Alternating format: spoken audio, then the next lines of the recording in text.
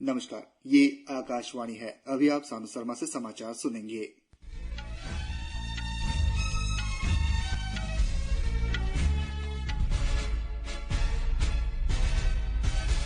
पहले मुख्य समाचार। लोकसभा चुनाव के शेष चरणों के लिए प्रचार अभियान जोरों पर है। चुनाव के तीसरे चरण में 12 राज्यों में 95 सीटों पर 7 मई को वोट डाले जाएंगे।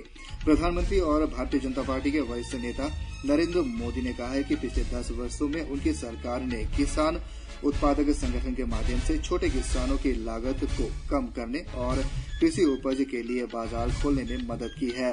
निर्वाचन आयोग ने बाहरी मणिपुर निर्वाचन क्षेत्र में 30 अप्रैल को 6 मतदान केंद्रों पर दोबारा मतदान के निर्देश दिए हैं। चीन के शंघाई में तीरंदाजी विश्व कप में भारतीय टीम ने अब तक 5 स्वर्ण, 2 रजत और 1 कांस्य सहित 8 पदक जीते हैं। अब समाचार विस्तार से। लोकसभा चुनाव के शेष चरणों के लिए प्रचार अभियान जोरों पर है। चुनाव के तीसरे चरण में 12 राज्यों की 95 सीटों में 7 मई को वोट डाले जाएंगे। तीसरे दौर में कुल 1351 उम्मीदवार चुनाव मैदान में हैं। प्रधानमंत्री और भारतीय जनता पार्टी के वरिष्ठ नेता नरेंद्र मोदी ने कहा है कि पिछले 10 वर्षों में उनकी सरकार ने किसान उत्पादक संगठन के माध्यम से छोटे किसानों की लागत को कम करने और कृषि उपज के लिए बाजार खोलने में मदद की है।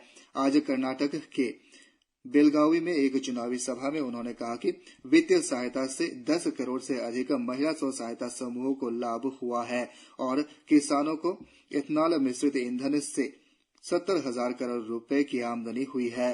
श्री मोदी ने कहा कि केंद्र सरकार द्वारा पारित भारतीय न्याय संहिता कानून से व्यवस्था और का बेहतर प्रबंध होगा।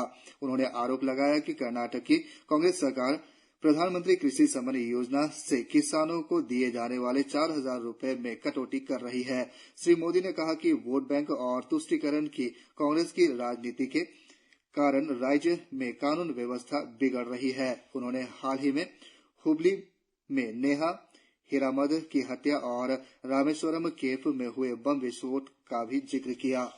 प्रधानमंत्री ने आरोप लगाया कि कांग्रेस केंद्र द्वारा प्रतिबंधित संगठन PFI से चुनाव के लिए मदद ले रही है। उन्होंने यह भी कहा कि कांग्रेस बच्चों को विरासत में मिली संपत्ति पर कर लगाने का प्रस्ताव कर रही है। उन्होंने कहा कि कांग्रेस जब्त की गई संपत्ति अपने वोट बैंक को देना चाहती है। उन्होंने HAL और भारत में बने कोरोना वैक्सीन पर झूठी अभियान चलाने के लिए कांग्रेस को जिम्मेदार ठहराया। श्री मोदी ने कहा कि सर्वोच्च न्यायालय ने EVM पर संदेह करने वालों को करारा जवाब दिया है। उन्होंने कहा कि कांग्रेस झूठी बातें कर लोकतंत्र को कमजोर कर रही है। प्रधानमंत्री ने राजा महाराजाओं द्वारा अपनी प्रजाओं से धन की उगाही करने और नागरिकों पर अत्याचार करने के राहुल गांधी के आरोप की आलोचना की।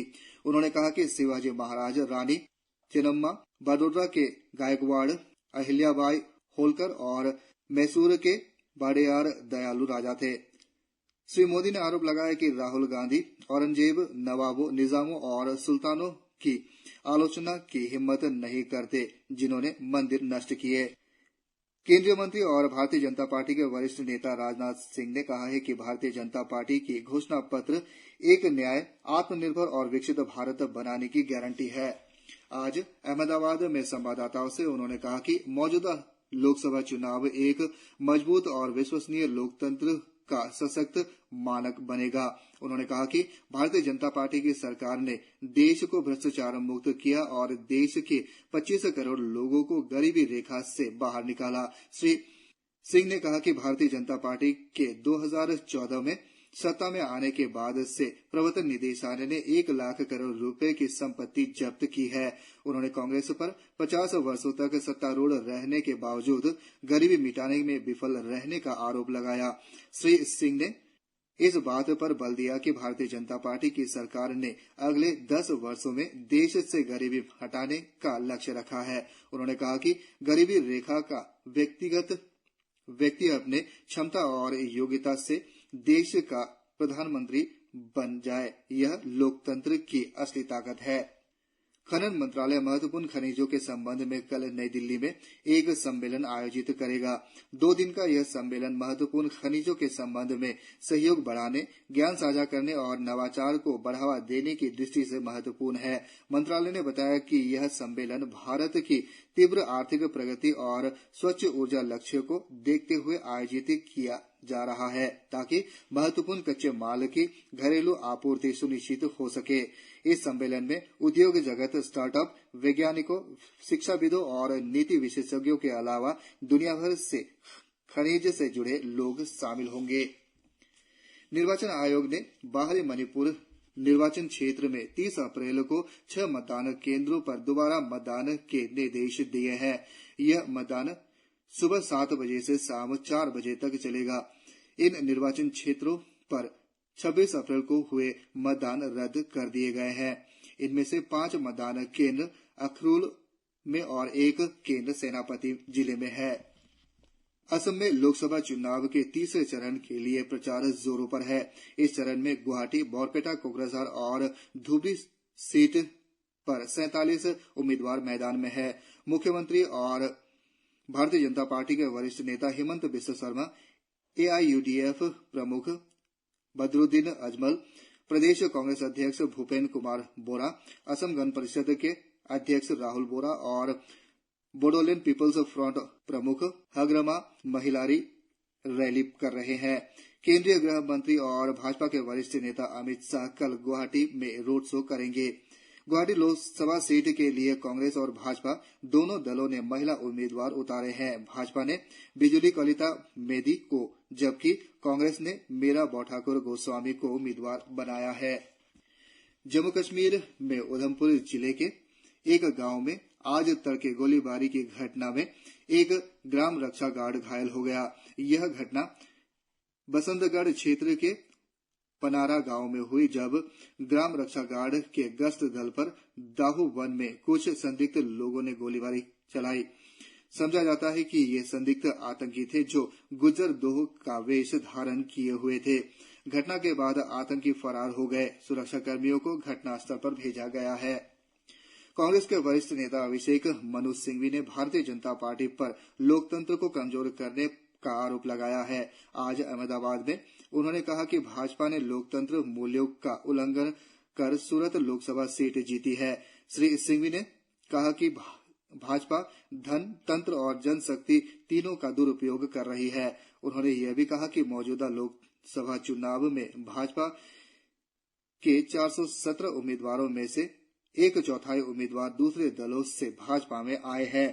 कांग्रेस के पूर्व अध्यक्ष राहुल गांधी गुजरात में कल चुनाव प्रचार शुरू करेंगे।